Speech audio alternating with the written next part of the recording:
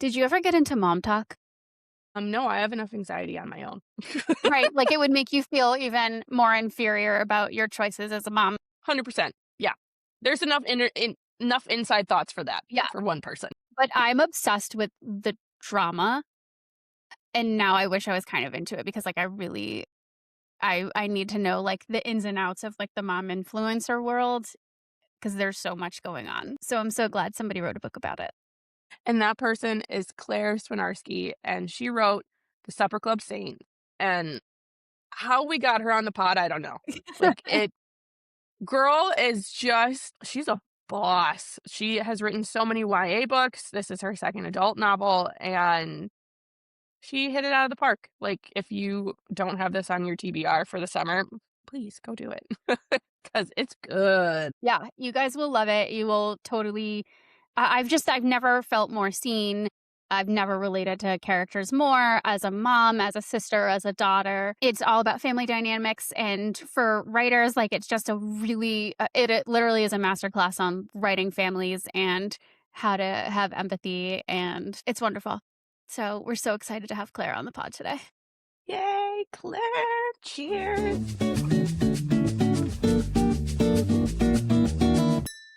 Yeah, so The Supper Club Saints is about a girl named Cass. She's a young mom, and she has been away from her small Wisconsin town for a couple of years, living in a mom-mune with a group of mom influencers. And when things go south there pretty quickly, she runs away and returns home, thinking that she's going to be able to work at her family's supper club, only to find out that it's being sold. So she quickly gets a job as a parenting advice columnist, and with the help of her sisters and her own mother, ends up writing advice to moms who write in and want to know about modern parenting and small town life. And they spend a lot of time with their supper club and remembering all the good times they had there, and kind of diving into how what happened to us as children influences our parenting today. And yeah, it's a big, complicated Wisconsin family, and I hope you love it. Oh, it's so good. You're gonna love it. I was just, like, I'm just so like so excited to get excited. on here and talk to you. Yes. Oh No, my I'm God. excited. I was listening to a few of your, episodes to be like, okay, what podcast am I going on? And I love it. I just listened to your AI one. It was great. I'm gonna listen to more. A little unhinged, so That's my favorite style. yeah, we're so excited to talk to you. I, like, just finished the book literally 10 minutes ago. Oh, awesome. I still have like 2 hours left according to my Kindle, and I'm like dying to finish it. Recently, Jenna, I've just been finishing, like, right before I try to time it so it's, like, right before we record, because then I just get so jacked up. That's the best part about this whole thing is, like, you read these books and then you, like, immediately get to talk to the author. Yes. It's, like, the best, especially since we've been working with HarperCollins. We just get, like, the books are so great, and, like, it's just been such a great. Well, thank you. And when I saw your book, I literally, like, on the list that HarperCollins sent us, I did like the Command F and typed in Wisconsin, specific, Wisconsin. like, I kid you not, to try to find like local authors that I haven't heard about yet. And I saw yours and I'm like, you're shitting me. Like, this is so good. And Thank I read the you. synopsis and I'm like, this is just the epitome of a Wisconsin book, and I am so excited for it. And of course, like, I Thank you. devoured it. Well, thank you so much. Yeah, I didn't realize you were in Wisconsin until this morning. I just followed you guys on Instagram and I saw that you're in Green Bay. So that's awesome. My books are all very Wisconsin-y, very Wisconsin girl. Yeah, Yeah. so where are you from in Wisconsin originally? And, like, do you still live here? I'm originally from Madison, and I Okay. went to UW-Madison, but now I live in Lisbon, which nobody knows where that is except we just had a tornado last week, and so we were famous for a week. So everyone was like, "A tornado hit in Lisbon," and so our tiny, tiny town that has nothing but, like, a quick trip and a stop sign was on the news, so we felt very fancy, but it's like 45 minutes northwest of Milwaukee. Where are you, Kate? I'm in Massachusetts. Okay, so quite different vibe. Different vibe. I did go to visit Jenna in Wisconsin, like, last month, and it was my first time. It was during the, like, giant snowstorm that, like, shut down most of the state. Yeah, she literally, like, Yeah, it was March, bizarre April and is fun. not a good time. You gotta come in, like, July. That's when we It look was our best. crazy. Yeah, that was my I'm glad you survived. I did, yeah, Yes. that was my welcome to Wisconsin, but, um, It's really cool to, like, read a book about it and get a little bit more of the culture, like, supper clubs, like, really, like, a thing in Wisconsin. Like, it is not a thing here, so that was new for me. Oh, it's a thing. Yes. Yeah, they are a thing, and I've heard that phrase used by other people from other parts of the country as, like, a literal gathering where people will, like, cook together, and it always confused me. I'm like, "Why are you calling that a supper club? A supper club is a restaurant." They're just, like, so cozy and homey and so Wisconsin, so, yeah, they're awesome. Next time you come Yes. visit, Jenna has to take you to one. I will take you. I just thought of, like, especially that opening line with the line about the grasshopper. I was like, I immediately got the vibe that the supper club is like a 1950s, 60s type of phenomenon. And it just like set, I feel like that set the stage for it. For people like me who don't know what it might be like, that set it pretty well. So I was in. I had like almost like a Dirty Dancing like picture in my head of like them like all eating at the camp together. It's not completely off. Have you guys ever read, Saturday Night at the Lakeside Supper Club by J. Ryan Straddle, or have you heard of it? No. You would love it. It's Minnesota vibes, but it's an amazing book about a supper club, and I heard him on an interview talking about how, like, going to a supper club is kinda like being invited to someone's home because you show up and they immediately give you free food. They give you the relish tray, they give you the bread basket, they let you sit there as long as you want, the salad bar is unlimited, and you are there for hours. Like, it's just supposed to have that, like, hospitable feel and not like a stuffy restaurant feel. And I'm just like, that's just a normal Friday here. Yeah. I know since you are from Wisconsin and you write like books that are in that like geography and like the culture of like Wisconsin and everything. What has been your feeling thus far? Like introducing people to Wisconsin almost. It's like you're almost like tour guide Barbie with your books. I think that's an honor because people don't understand that Wisconsin is great. I think we get a bad rap. We get roped in with like boring, flat farmland states, but people don't Like realize first, Illinois.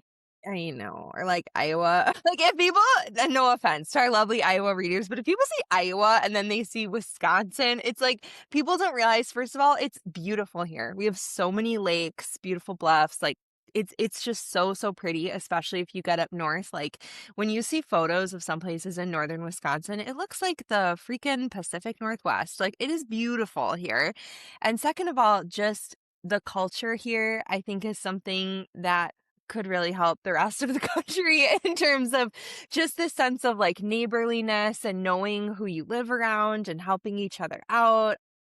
I lived in New Orleans for 1 year and I always heard like Southern hospitality, Southern hospitality. I'm like, people in the Midwest are way nicer than people in the South. And so I love just showing people like the good heart of Wisconsin. And yeah, my books are super Wisconsin-y, which I think some people, it might turn them off a little bit. But then when people in Wisconsin read my books, they tend to be so excited because there aren't a ton of books about the No. Midwest, right? There's like this whole Southern literature. There's all those books where like New York City is the character, and there's all these books about like LA and California, and there's just like not a lot set here. So I think it's exciting for readers. Yes, 100%, especially because everyone says, like, write what you know, like, you need to write what is, like, part of your soul, and I just love that you, like, actually did that, like, you were I wanna know how much of yourself you inserted into this book because I'm like, there's a cast of characters, I found myself in, like, a bunch of them, so not only, like, did you take the actual place of where you are, but like the people part of it because that was a choice. All of those characters and that family dynamic. Yeah, it's funny because I have a big Catholic family, and I've written now 2 books about big Catholic families. Whenever my family hears that I have a new book coming, they're like, "Oh, geez," and I give them the advanced copy, and they're, like, flipping through, like, "Which one's me? Which one's Jenna?" Like, they're, like, arguing over who is who, and that's not how I write. Like, my characters aren't replicas of people. It's not like I just write myself or my siblings into a book, but they're certainly heavily inspired by moments in my life, or they're pulled from different traits and quirks of people that I know, including myself. So like there's a lot of me in, I would say, Hillary, but I am not divorced. So it's like those practical details are not the same, but a lot of our kind of inner vibe is the same.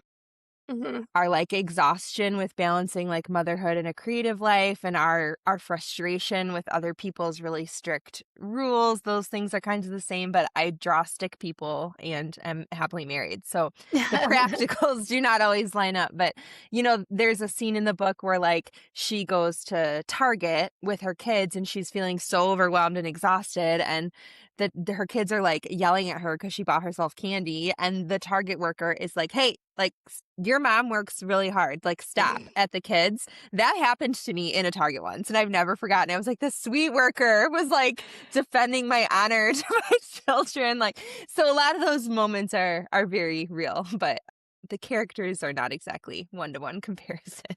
No, I think that people can really relate to Hillary. And I want to say that, like, when I think I first started reading it, I was just like, okay, like, Hillary's going to be in the middle and you're going to have these, like, extremes all around her. And that wasn't the case at all. Like, what ended up happening, which I thought was so awesome in your writing, was just like somebody like Cass, who you were really quick to judge. You could relate so much to her, like, postpartum anxiety and, like, the things that she was experiencing and her intrusive thoughts, and, like, I've never felt more seen as a mom reading Cass's story, but could not relate to her overall choices, but also was like, "Yeah, I, like, totally get why this happened because I've Yeah. been there, like, I've had that thought, I've had this thought, like, on a daily basis." And then you have Hillary who's, like, just trying to, like, handle all of it in a different way. Just trying to live. Hillary's trying to get through the day. She's just Oh my god. 5, yeah, and we all can't be like Kaz, we can't devote, like, I don't know, Oliver, I mean, like, they all learn, but, like, I don't know, I was in awe of just how truly real they all felt in ways Well, that I thank was you.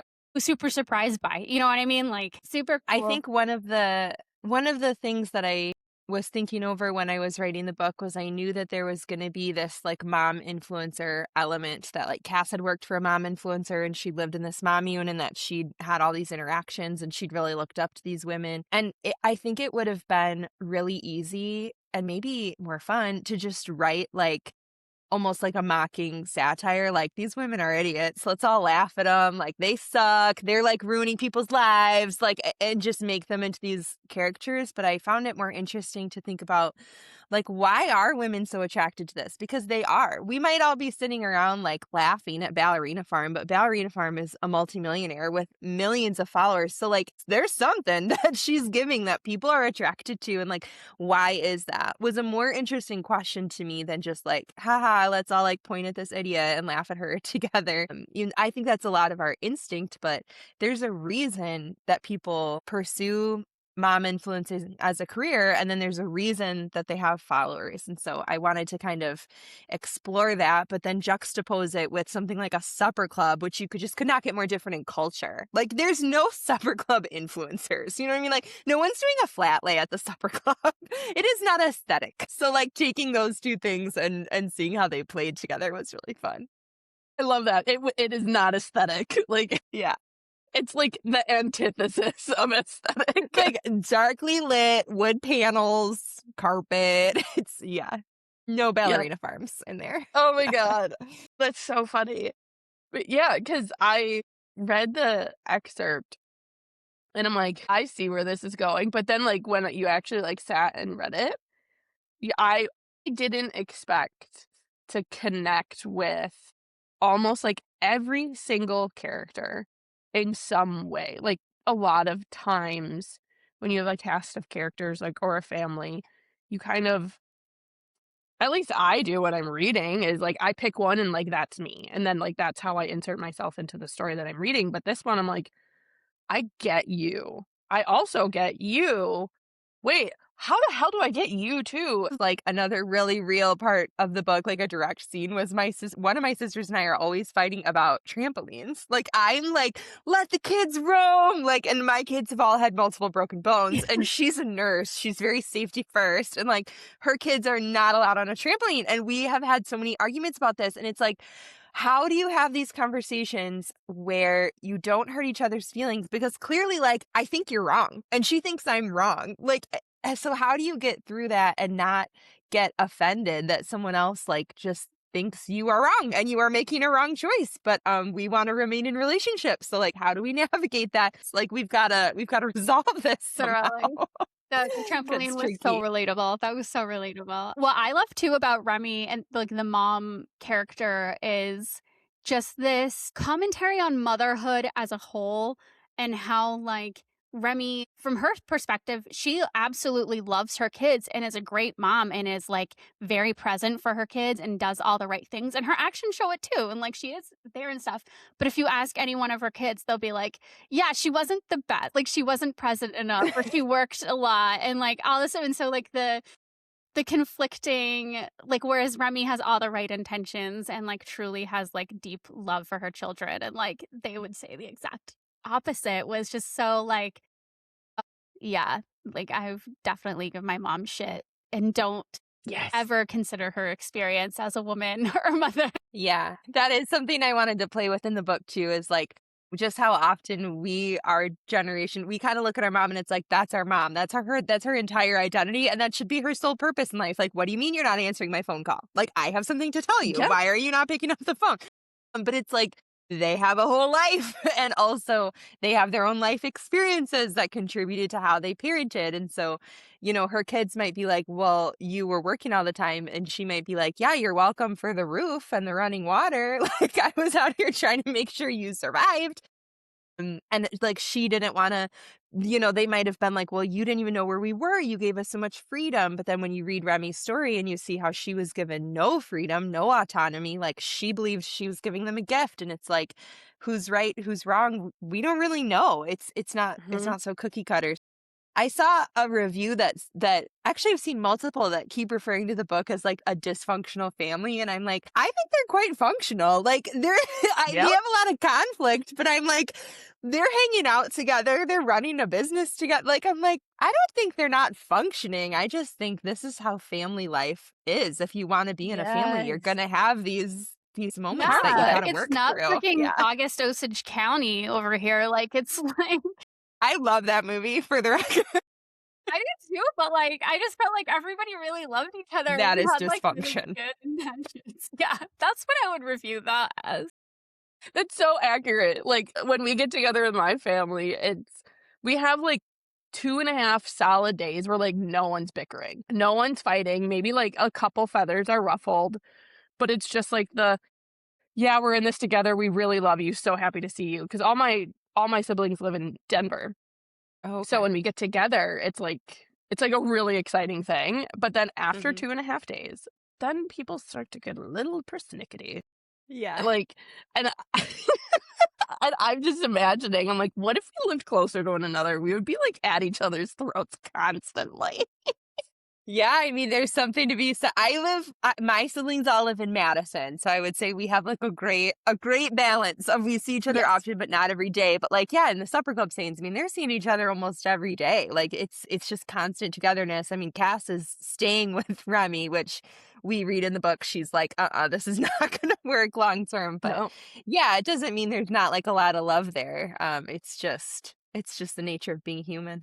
So when you had this idea, and because you had written like books prior to this one, were you with your agent and like you pitched the idea to them, or was it you just had to get this story out and then you showed it to them? Because it feels like very No. personable. It was not like that. I was talking to So this is my second adult novel. I've written quite a few books for kids, and then I started doing more adult. I did my first adult novel is called The Funeral Ladies of Ellery County, and it's also about a big Catholic Wisconsin family. And I was talking to my editor about what my next book should be, and I said something very weird on the phone, which is, "So I really like cults." And she was like, "Say more?" I just started telling her about, like, these Netflix documentaries I had watched, and then Yes. she shared that she had just watched all the Ruby Frankie body cam footage. If people are familiar with Ruby Frankie, she's like a mom influencer who is in prison for abusing her children. And she was a huge inspiration for the story. And so my editor and I were just going on this rabbit hole talking about Ruby Frankie body cam footage and cults. And she was like, I think there's something in here that is a book you could write, which is like a mom influencer cult. And I was like, that is such a cool idea. Let me see what I can come up with. And I love, like we've been saying, I love writing my stories very like rooted in the Midwest. And so I knew I wanted this family to run a business. And I was like, kind of thought maybe like a frozen custard shop, but it felt a little hallmarky. And so I went supper club. And so that's kind of how the book came together. And I didn't know how much it was going to even have to do with motherhood at the start. I thought it was going to be more focused on like the drama cult aspect. But then when I started writing it, I thought, what would be like the cause of a lot of these conflicts? And I think it is that idea of like, I'm raising my kids this way, you're raising your kids this way. We really love each other. We want to be around each other. And this is sticky, this is hard. And like how we grew up is affecting the choices we're making now, which is something I Mhm. believe so much that like so much of our childhood story impacts us as adults. And so yeah, and then I had also been listening to this podcast with Paris Hilton about her experience when she was a teenager. Yes. Yeah, so for if people don't know, when Paris Hilton was a teenager, Oh my her god. parents paid these men to like kidnap her and take her to a wilderness survival camp, and it is so traumatic. Like she was abused there and assaulted, and this podcast was so dark, but I had the idea to maybe incorporate some of that into Remy's story cuz happily and luckily a lot of those camps are kind of dying out, but they were really really big in the 80s and 90s. So that lined up Yes. with Remy. And so, yeah, that's kind of how it all came together. That's literally exactly what I thought of. It was Yeah, like Paris Hilton's story. I Yeah. thought of the Paris There's Hilton thing too, for sure, yeah. there's a mention to it too right near the end of the book. Remy says something about an heiress fighting against them. So I had to give Paris her due for inspiring me, and Yes, she's yes. doing great advocacy work. My god, she's incredible. I never thought I would say it, but like, yay, Paris, like you're taking down the patriarchy. Yeah, she has enough money. She could just go sit in Ibiza for the rest of her life. So like good for you for doing something worthwhile. I'm so curious. I would love to hear just like a lot of our listeners are either like debut, they're writing, they're self publishing, kind of in the early phases. If we could kind of dive into kind of your journey into publishing or even like what this week looks and feels like for you. Yeah, what are you doing this week? Like, how is it feeling right now? Like, where are you at? Oh, it's a lot. So I'm doing a lot of this. I'm doing a lot of podcasts and a lot of like radio stuff, which is great. And I'm having a book launch party tomorrow night, which is really exciting at a bookstore in downtown Milwaukee. And my friend Which one? Alicia Gilmore. Honestly, it's just a lot of this kind of stuff, like interviews. And Tess set me up with a couple websites to like write pieces for. So I've got like an essay coming out for Lit Hub and something coming out for She Writes and just kind of anything to get eyes on the book. But I'm not a super anxious publishing person. I don't get super stressed out about like, oh my gosh, like how do I get all these eyes on it? I think because I have been doing it a while, honestly. Yeah. I know in my head that books find their readers. And to me, the best way to do that is honestly word of mouth. And so I think a lot of people put a lot on launch day and launch week. But to me, it's like once it gets read by people, they tell other people, and it's like these things gain steam over months. And that's always been my experience. I'm not some like hot out of the gate #1 New York Times bestseller, but I have a great like consistent sales record because I think it's like a slow and steady wins the race, in my opinion. That's super good So a advice. lot of that. Yeah, because Yes. it's people's kind of they think that there has to be so much done in this kind of lead up situation, and Yeah.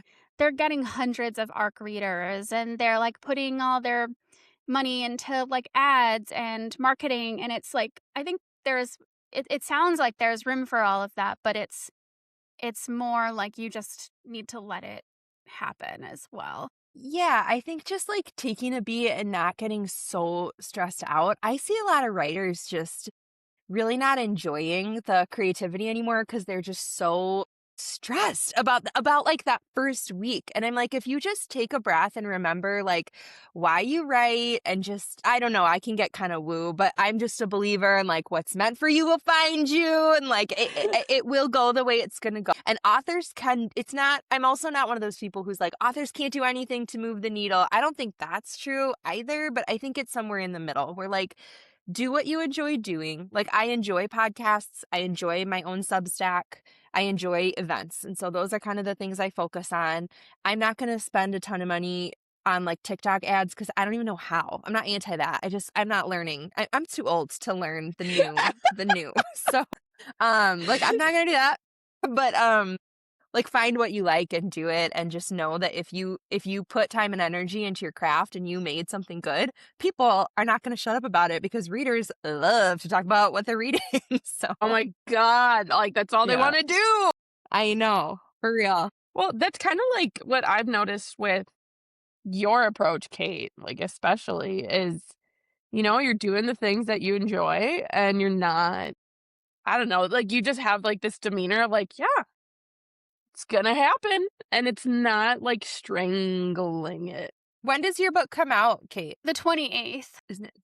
Okay, so very soon. Very soon, and I've been feeling the, like I'm so focused on the podcast and, like, growing that, and, like, we've had a lot of growth in our first few months that it kinda took up a lot more time and energy than I thought, like, it was going to. So it kinda became the main thing, whereas I thought the book would be the main thing, and it just isn't. But it's also been this really nice kind of it's kept me from, like, kinda losing my mind about, "My gosh, do I have enough advanced readers?" Like, I didn't have any. Like, I just didn't put it on that I didn't do any of that. Yeah. So Yeah. it feels good to hear, whereas, like, all like, my friends that have books coming out this month, like, their whole Instagram grid is just the cover of their books and, like, all of these, like, cool posts about their books, and, like, mine is not at all. Yeah. There's a few and stuff, but I think too with the podcast has also built, like, its own platform in a way where it's been Totally.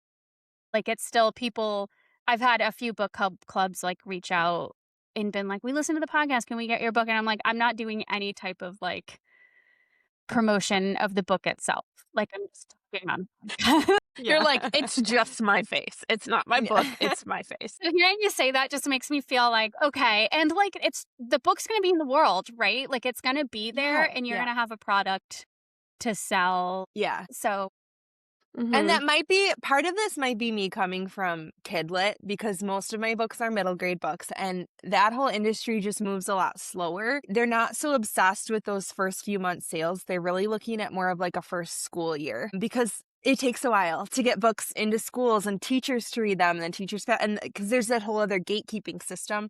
And so things are just a lot slower and steadier, calmer, I feel, versus an adult. I think there's all this pressure to be like on the USA Today bestseller. Like again, I'm not a bestseller, but I make plenty of money from my books. Plenty of people read them.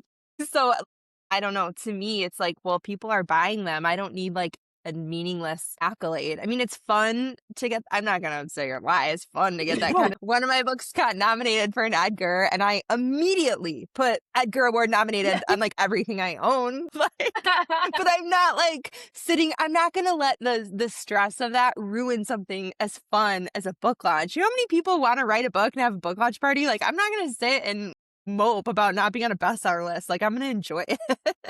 Yes. Oh, that's so good to hear of just you did the damn thing. Like, Yeah. how cool is Yeah. that? yeah. I agree. I just wish more authors like celebrated themselves and weren't like declaring their books dead before they've even come out because they don't have enough Goodreads ads. Like who cares about Goodreads? Like that's not I don't know. Oh, that's so My refreshing. publicist is probably somewhere being like, Claire, stop. Like tell people to add the book on Goodreads. I'm like, I don't care. We will review it on Goodreads. We promise. But that's so nice. That's just like it makes it more like, okay, this should be like a happy time. This should be a time to like celebrate and yeah. That's so nice. Like, Kate, you're like whole entire, like, the pressure of the world is just, like, fluffed off, you know? You're like, "Okay, I'm Yeah. gonna be fine." Yeah. No, there's just like I think it's just the kind of comparing yourself to what other people Yeah. are doing and like what their platform For looks like or sure. how many followers they have. Like, and we all do it, but like just to kind of make it your own journey, it sounds like, and celebrate what you did and allow yourself that time.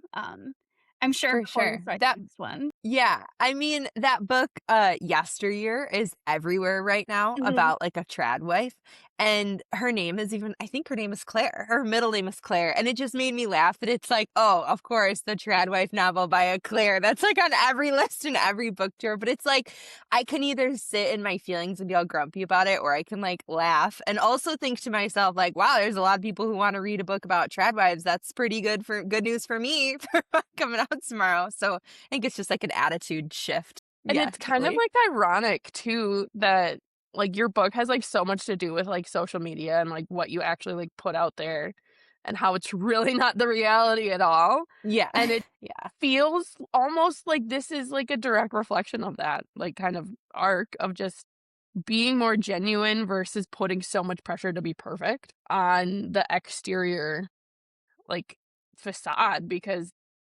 God, as moms, it's just like it's freaking constant. And it's like, why would you like if you have the pressure of everyone else putting it on you, why do you have to put even more on yourself? Yeah. So it's like you're choosing you and you're choosing joy, and I love it Yeah. so much. Yeah. Well, good. You know where that was really I saw that so much in the freaking Mama Llama letters.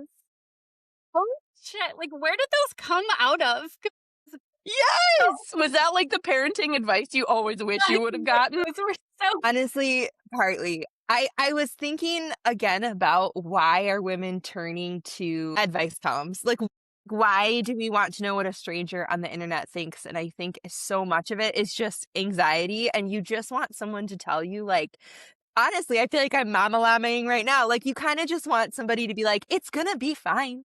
Like, it's all gonna be good. If your kid reads nothing but Captain Underpants for a year, that's okay. They'll be fine. Like, I think we're just like looking for that wisdom. And then at the same time, there are things where we don't want to just be like, that's fine. And so you kind of see that when someone writes into Mama Llama about like, is it okay if I just give my kid an iPad for hours in the car? And it's like, okay, what are you really asking? I think what you're asking is maybe something like a little deeper than something about screen time. I think what everyone is really asking is like, am I a good mom? Am I doing a good job? Like, do you think I'm doing a good job? Like, I think that's really what everyone's asking. And so I kind of wanted to just create a space where someone who objectively did a horrible job, Cass did not do a good job. She made very bad decisions is then put in this place of having to like tell other people like, my whole career up to this point has been basically shaming everyone and telling them they did a bad job, but now I'm going to speak more from my heart, and I'm going to really try to connect through writing and make that transition. And Mama Llama, in the book, they come up with that name because they just love the Llama Llama red pajama books, and like so do I. So that is a little nod to the late great Anna Dewdney. those are so good. And she also uses the advice of the women around her to write them. And it's like, it's so good. It's so good. Thank you. So good. I think that readers are, like, really gonna identify with that. I'm sure they already I have, but, hope like, so. yeah, it's really, really cool. Are you working on anything else or have something else in mind for the future? Yes. So Supper Club Saints is my focus for adults, but I do have a middle grade mystery coming out in January of next year. Whoa. I'm really excited about it. It's called Mr. Cooper Didn't Do It, and it's about the most popular teacher in school. The field trip money goes missing, and someone finds the field trip money in his desk, and his class knows he didn't do it, and they want to band together and prove his innocence. And so it's an epistolary book told through like texts and late notes and all kinds of like multimedia things. And yeah, that'll be out in January, and I'm really excited about that one. That sounds Yeah. incredible. Thank you. Ooh, But, yeah, I'm, like, really happy with this episode, like, we could talk for another Well, hour and a thank you. half, and it would be super I fun. know. I know. We always have to put I a know I cap want on to interview it. you. I'm like, I want to hear all about how the podcast got started. Yeah. It's yeah, but, we'll put you in the group chat. 'Cause no, so I'm just like, how have we not all met before? Like, how have we, Right. like, run into each other, Yeah. through, Well, like one of these days. yeah, through Yes, especially next time Kate comes to Wisconsin, we should go to a supper club and we'll go near because we have to go visit Sarah and I. So then we'll go visit Claire and then we'll just like Perfect. have a little like tour day Wisconsin Supper authors. club I tour. love Yeah. it. Yeah, Love it. supper Love it. club, we'll supper club it up. So yeah, definitely, but pick your book and we'll Yeah. put it in there. Sure. Yeah, so the Supper Club Saints is about a girl named Cass. She's a young mom, and she has been away from her small Wisconsin town for a couple of years, living in a mom-mune with a group of mom influencers. And when things go south there pretty quickly, she runs away and returns home, thinking that she's going to be able to work at her family's supper club, only to find out that it's being sold. So she quickly gets a job as a parenting advice columnist, and with the help of her sisters and her own mother, ends up writing advice to moms who write in and want to know about modern parenting and small town life. And they spend a lot of time with their supper club and remembering all the good times they had there and kind of diving into how what happened to us as children influences our parenting today. And yeah, it's a big, complicated Wisconsin family, and I hope you love it. Oh, it's so good. You're gonna love it. You guys are gonna love Yes. um It's like the perfect like early summer read, I think. Well, It thank fits. you. yeah, absolutely.